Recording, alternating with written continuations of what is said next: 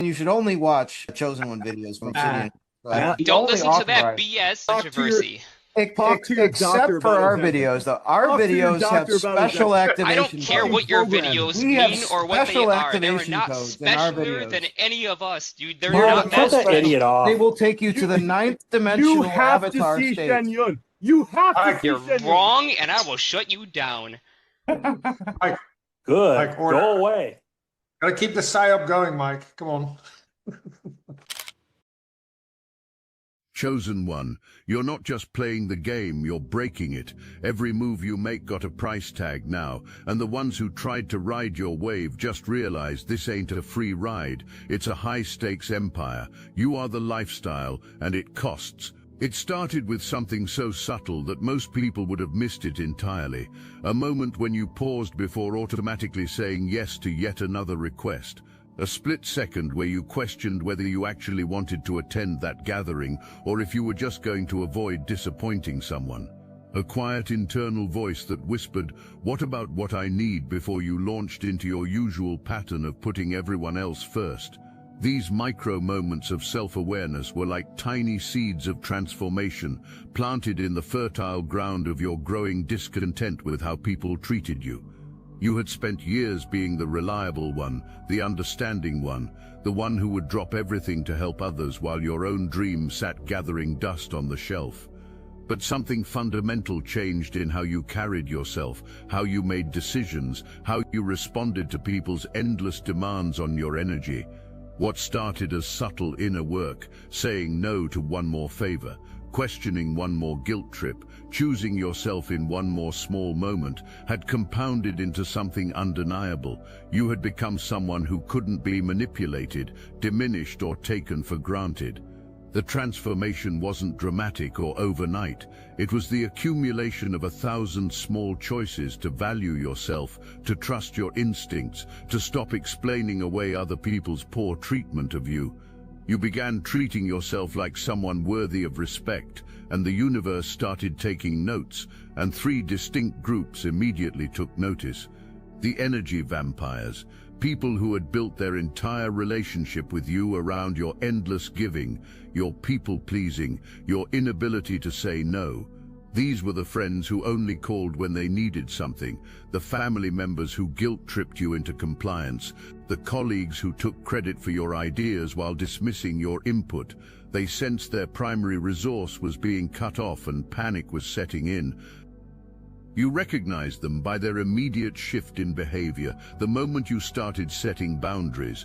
The friend who rarely texted suddenly became incredibly attentive when you stopped being available at their every whim. The family member who usually dismissed your opinions suddenly wanted to have deep conversations when you stopped seeking their approval. The colleague who never acknowledged your contributions suddenly started praising your work when you stopped working late to cover their mistakes. The opportunistic attachers, strategic players who smelled your rising success and wanted to position themselves as essential to your journey without doing any real work. These weren't the obvious energy drains. These were the smooth operators who had been watching from the sidelines, waiting for signs that you were becoming someone worth knowing. You spotted them by their sudden interest in your goals, their retroactive claims of always believing in you, and their eagerness to offer resources that had been available all along, but were never shared when you actually needed them. They moved with calculated precision, timing their approach for maximum impact, hoping to secure a position in your expanding world before you realized their true motivations. The strategic observers, a quieter group who had been watching your potential long before you recognized it yourself. Unlike the vampires and attachers, these people didn't seem threatened by your growth or desperate to attach themselves to it. They operated differently, offering support without strings, celebrating your wins without claiming credit, showing up consistently without fanfare. You almost missed this group at first because they weren't making noise. They weren't panicking like the vampires or campaigning like the attachers.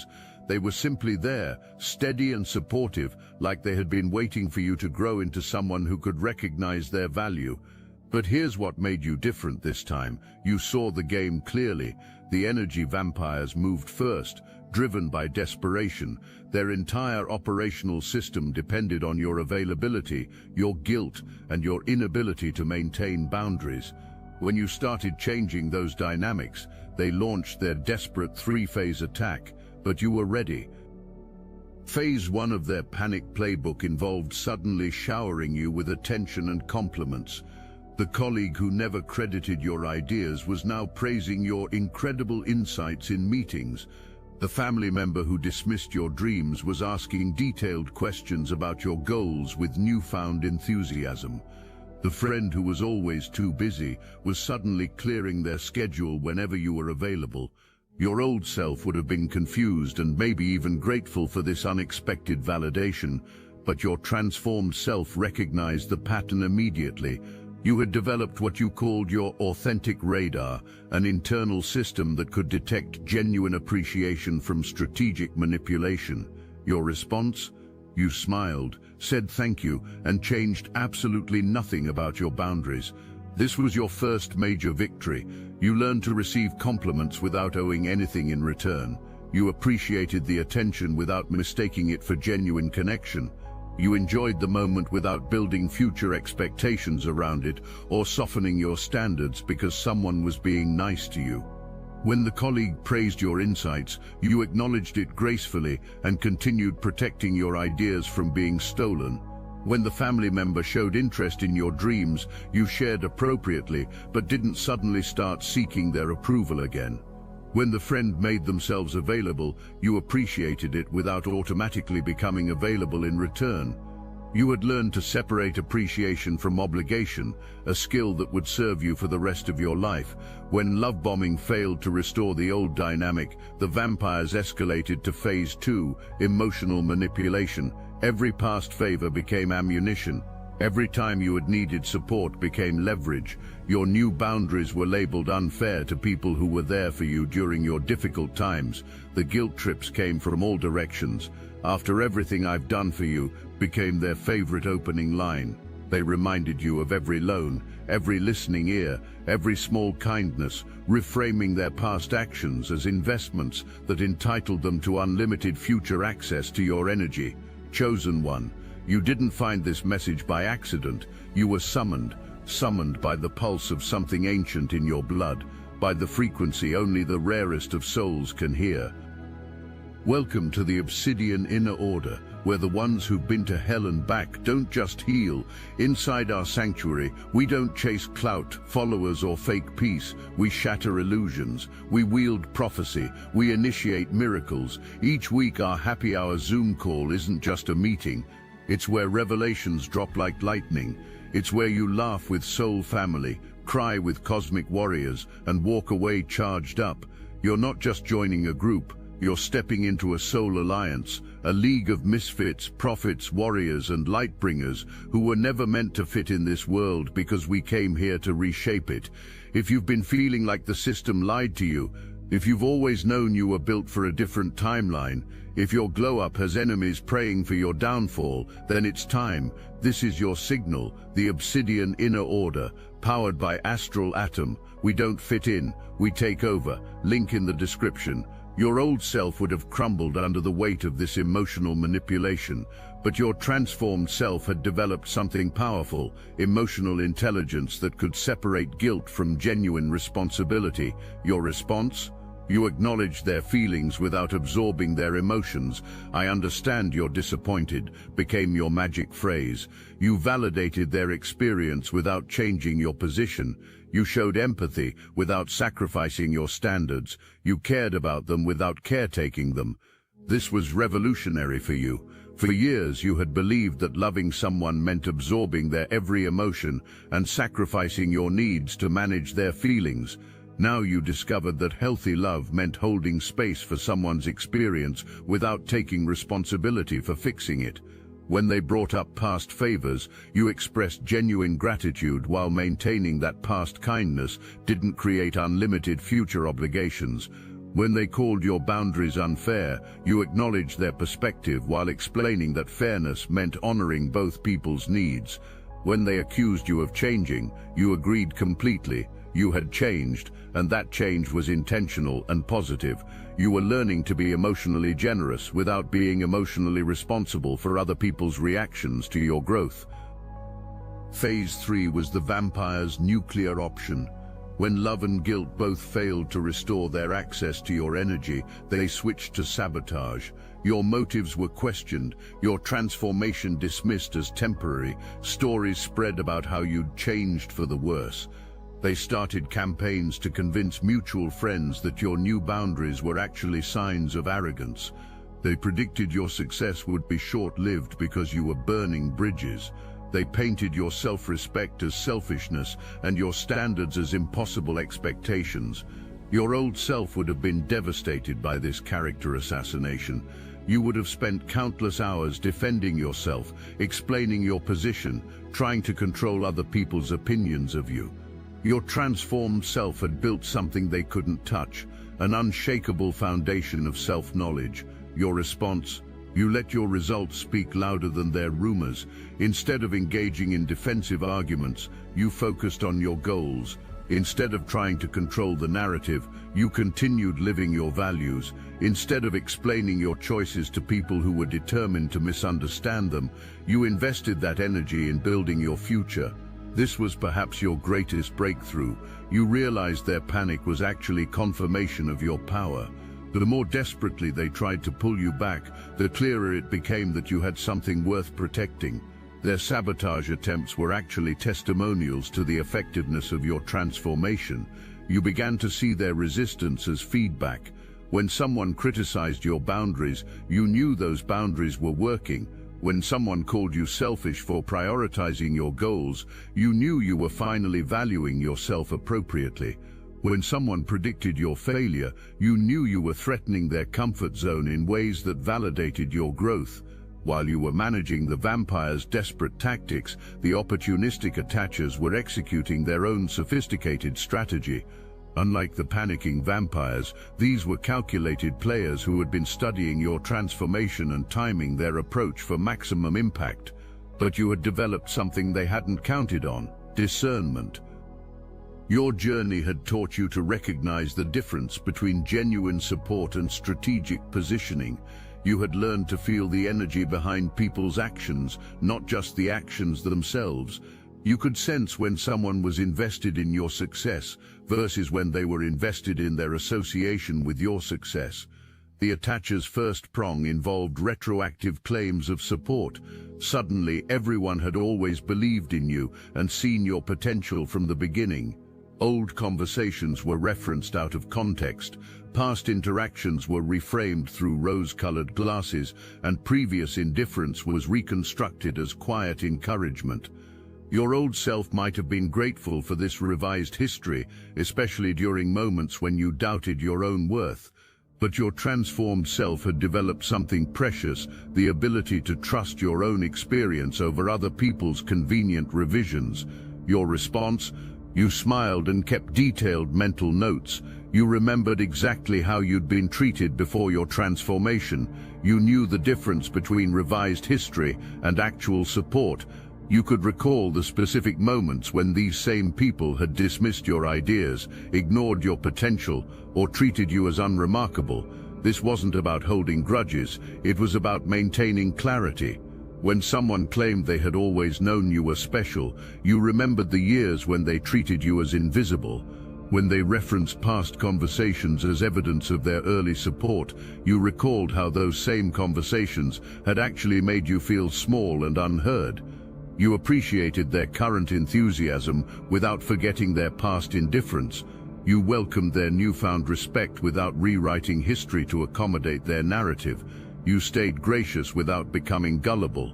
The attacher's second prong involved suddenly offering resources, connections, and opportunities that had been accessible all along but were never shared when you actually needed them. These offers were positioned as investments in mutual success rather than desperate attempts to secure placement in your expanding circle. Your old self would have been overwhelmed with gratitude for these long-awaited offers, but your transformed self had learned to evaluate every opportunity through a new lens: reciprocity and timing. Your response: you considered every offer with strategic intelligence. You asked yourself crucial questions. Would this have been offered when I needed it most? You evaluated. Is this genuine partnership or strategic positioning? You analyzed. Does this align with my values or just my ambitions? When the colleague who had hoarded connections suddenly offered introductions, you appreciated the gesture while noting the timing.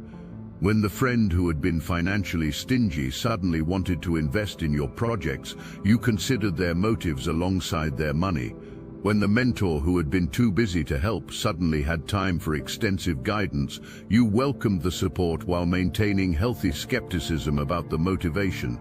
You were learning to receive opportunities with gratitude while maintaining your standards for how you wanted to be treated. You could accept help without accepting poor treatment. You could collaborate without compromising your values. The attacher's third prong was the most sophisticated, elaborate visions of what you could accomplish together.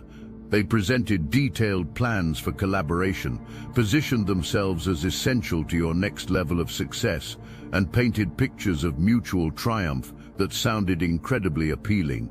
Your old self would have been seduced by these grand visions, especially coming from people who seemed to understand your potential better than you did. But your transformed self had developed something invaluable: clarity about your own vision and values. Your response? You tested their commitment to your actual goals, not just your potential success. You paid attention to whether they supported your vision or tried to reshape it around their capabilities. You noticed whether they wanted to elevate you or elevate themselves through you. You observed whether their partnership proposals enhanced your mission or served their agenda.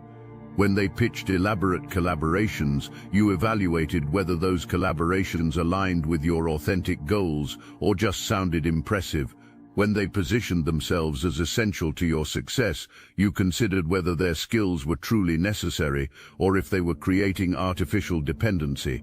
When they painted pictures of shared triumph, you analyzed whether that triumph would honor your values or compromise them.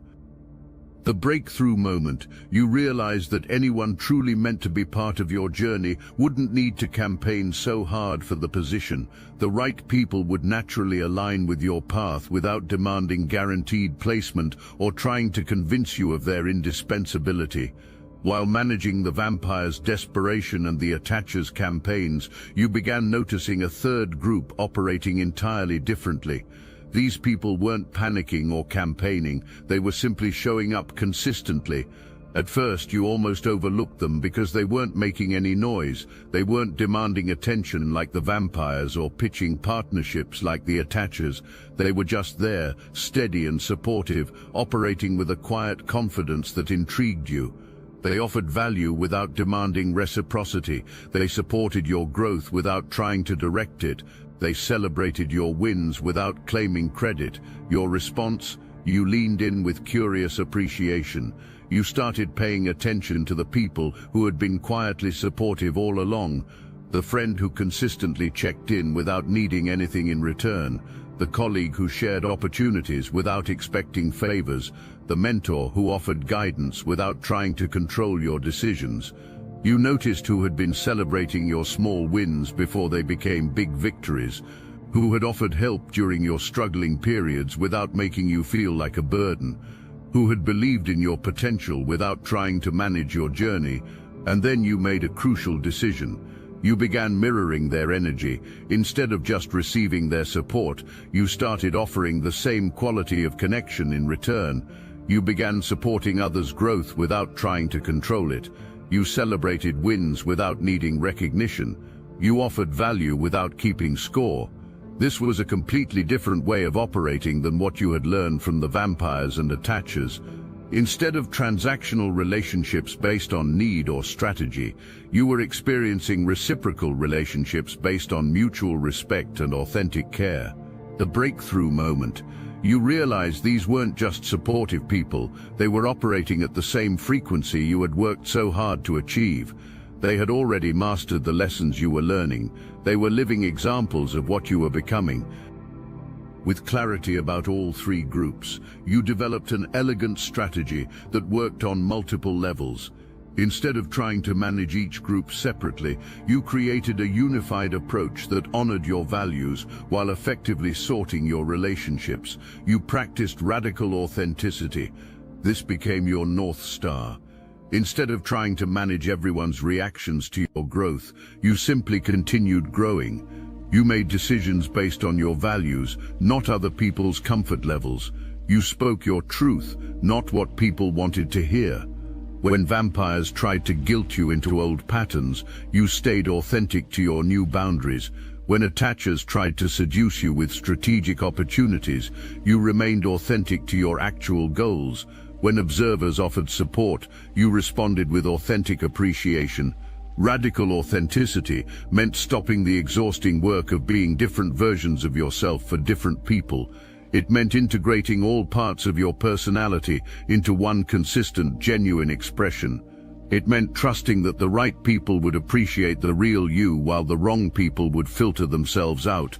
You implemented effortless boundaries. Your old approach to boundaries had been defensive and exhausting. You would set a limit, then spend enormous energy defending it, explaining it, and maintaining it against constant pressure. Your new approach was revolutionary. You made your boundaries non-negotiable. Instead of arguing about your standards, you simply maintained them. Instead of explaining your choices, you just made them. Instead of defending your limits, you quietly enforced them. When vampires tested your boundaries, you didn't engage in long debates about why those boundaries existed. You simply restated them calmly and followed through consistently.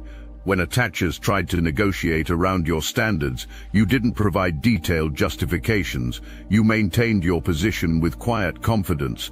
This effortless approach worked because it came from internal certainty rather than external validation. You weren't setting boundaries to prove a point or punish anyone. You were setting boundaries because they aligned with your values and supported your well-being. Perhaps the most powerful aspect of your strategy was redirecting your energy from relationships that diminished you toward connections that inspired mutual elevation. You stopped pouring effort into proving your worth to people who were determined not to see it. You redirected that energy toward building relationships with people who already recognized your value. You chose quality over quantity in every area of your life. This meant some relationships naturally faded as you stopped doing all the work to maintain them. It meant saying no to social obligations that drained your energy without providing meaningful connection. It meant prioritizing your goals and the people who supported them over social expectations and people who demanded your energy without reciprocating. This was perhaps the most difficult but most important part of your strategy. You let your authentic frequency do the work of attracting aligned people and repelling incompatible ones. Instead of trying to convince people to treat you better, you simply required better treatment and let people respond according to their capacity. Instead of explaining why you deserved respect, you carried yourself with dignity and let people show you who they were through their actions. You allowed natural consequences to teach the lessons you used to try to explain. You watched relationships reorganize themselves around your new energy without trying to control the process. This required enormous trust in your own worth, trust in the process of growth, and trust that the universe would provide the relationships you needed as you became the person you were meant to be. Each group sorted itself according to its true nature, and you were able to witness the power of authentic living in real time.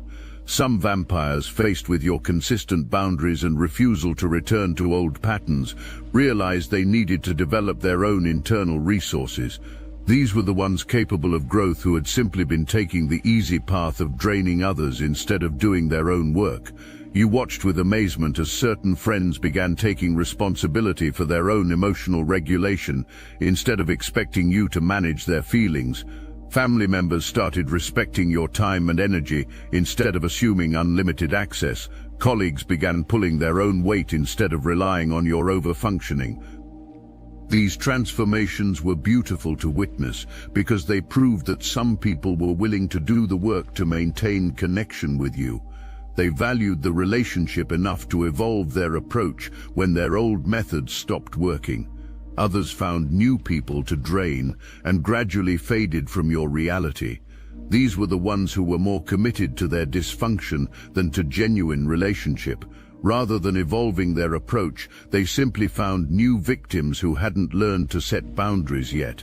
A few escalated their desperate tactics until they exposed their true nature to everyone watching. These were the ones who couldn't accept that their manipulation no longer worked and became increasingly extreme in their attempts to restore the old dynamic. Their behavior became so obviously toxic that even people who had previously enabled them began to see the truth. The opportunistic attachers revealed their true commitment. The attachers' responses were equally telling. Some decided that the work required for genuine partnership was worth the investment and began their own authenticity journey. These were the people who had perhaps been operating strategically out of insecurity rather than malice. You watched as certain colleagues stopped trying to position themselves advantageously and started collaborating genuinely. Professional contacts began offering real value instead of empty networking. Social climbers started building authentic relationships instead of collecting strategic connections. These transformations were gratifying because they proved that some people were willing to abandon manipulative tactics in favor of genuine connection when the manipulation stopped working. Others realized they preferred easier targets and redirected their efforts elsewhere. These were the people who were more committed to the strategy than the relationship. When they discovered that connecting with you required authenticity and effort, they decided to invest their energy in people who were still susceptible to surface-level charm. The persistent ones burned out trying to fake a frequency they hadn't earned. These were perhaps the most determined attachers who refused to accept that their strategic approach wasn't working. They exhausted themselves trying to maintain fake alignment with your energy, eventually giving up when the effort became unsustainable. As the vampires and attachers sorted themselves out of your reality, the observers became more visible and active in your life. They began sharing resources that matched your new level of operation. They offered genuine collaboration based on mutual respect and complementary strengths.